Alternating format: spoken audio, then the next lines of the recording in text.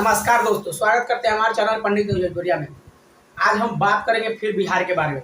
तो दोस्तों बने रहिएगा हमारे चैनल पे। अगर चैनल पे नए हैं तो चैनल को सब्सक्राइब जरूर कर लीजिएगा।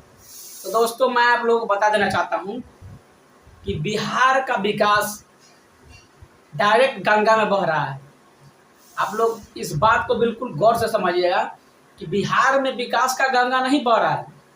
बिहार का जो विकास है वो सिर्फ गंगा में बह रहा है।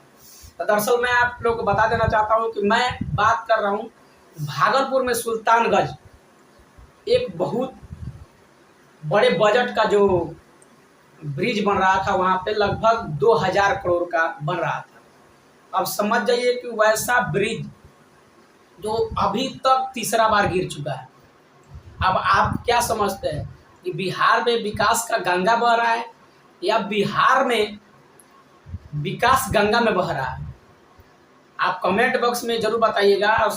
और मैं आप लोग बता देना चाहता हूं कि वो भी किस कंपनी के द्वारा और किस हिसाब से बनाया जा रहा है। तो दरअसल मैं आप लोग बता देना चाहता हूं कि बहुत मशहूर जो है एसपी श्रृंखला कंपनी बनवा रहा था, लेकिन ये 3 साल में ये पुल 3 बार गिरा। तो आप समझ सकते हैं कि 2-2 हजार करोड़ का अगर लागत इसमें बनाया गया है तो 3 बार गिरा, तो समझिए कि सीधा 6000 करोड़।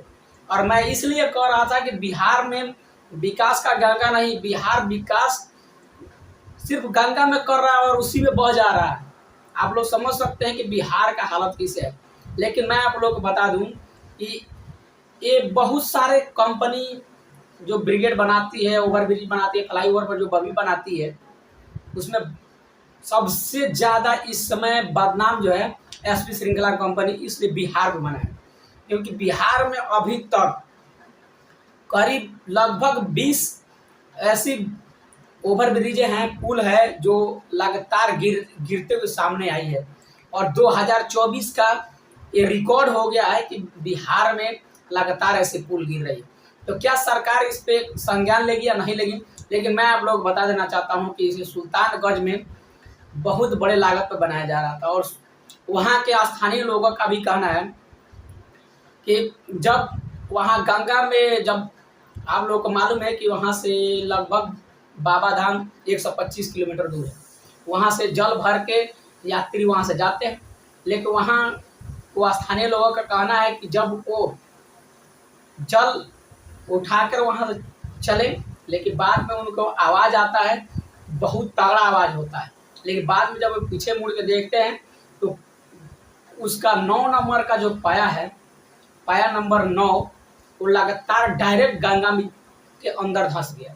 अब समझिए कि ये पुल किस प्रकार बनाया गया।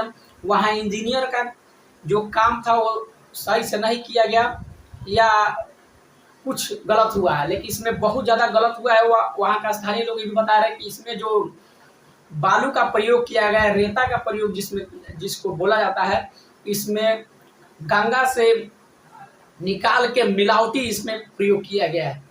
बाहर से नहीं लाके इसको मिलावटी प्रयोग किया गया है। लगभग 75% इसमें मिलावटी किया गया है। आप समझ सकते हैं कि 75% मिलावटी के बाद ये पुल बचेगा या गिरेगा। लेकिन लोगों का कहना है कि इस पुल को बनते सामने तो हम देख रहे हैं 3 साल में तीसरा बार भी गिर चुका है, लेकिन इस पे हम लोग को जाने से भी डर लगता है।